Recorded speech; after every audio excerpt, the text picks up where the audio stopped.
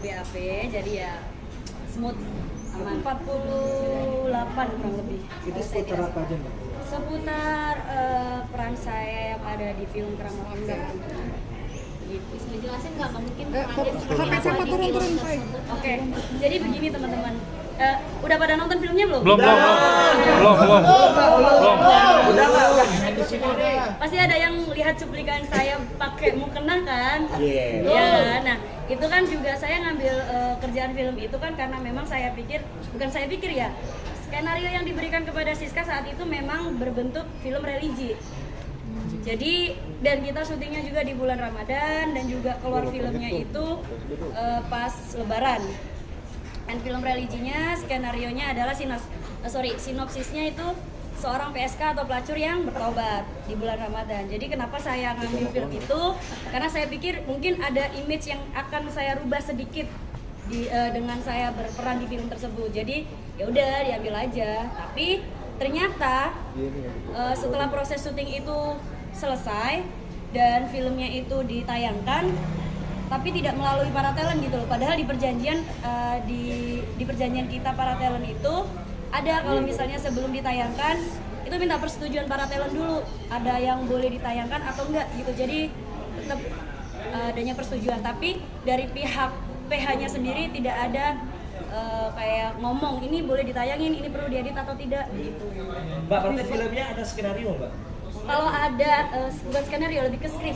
Ada. Tadi kebetulan Siska bawa barang buktinya itu berupa skrip dan surat perjanjian saya antar pihak.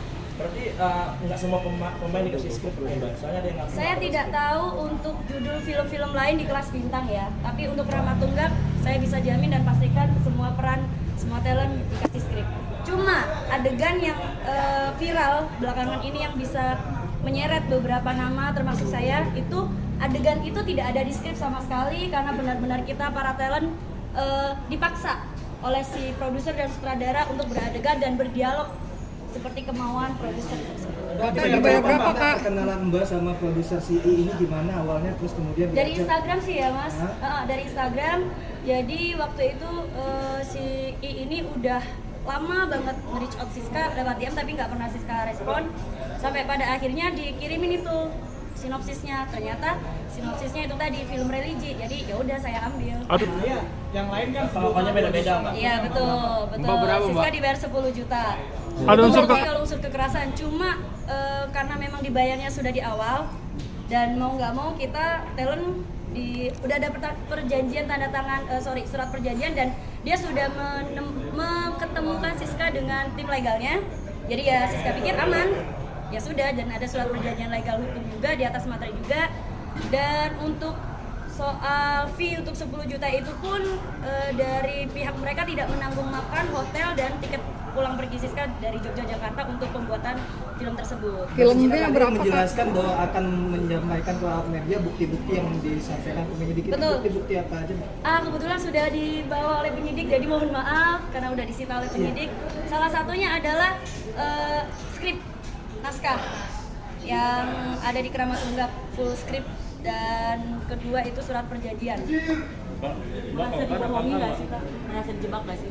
Kalau merasa dijebak sih tidak ya, bukan dijebak, tapi saya lebih ke dipaksa ketika kita syuting di situ itu sebenarnya kita mengikuti skrip dan naskah, tapi saat kita syuting tuh dipaksa untuk melakukan adegan-adegan yang tidak ada di skrip atau naskah.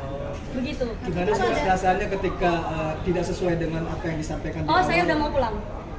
Saya bisa ditanyakan kepada talent-talent yang lain di Kerama Tunggal, saya satu-satunya talent yang tidak ingin lanjut syuting saat itu karena dipaksa untuk beradegan di luar skrip.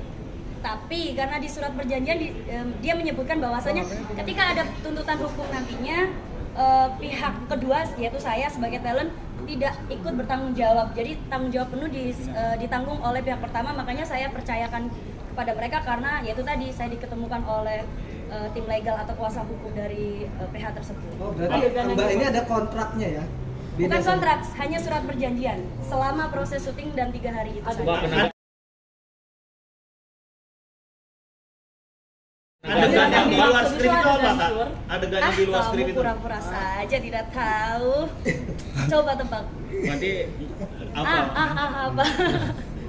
Setelah adanya film Keramat Tunggak 1, mereka masih menghubungi saya dan memaksa saya untuk bikin film Keramat Tunggak Part 2. Tapi saya tidak mau karena hasil dari Keramat Tunggak 1 aja sudah membuat saya merasa terancam gitu loh. Karena saya sudah pernah menjalani kasus hukum pornografi, jadi mau nggak mau saya harus lebih berhati-hati untuk menerima pekerjaan selanjutnya, betul.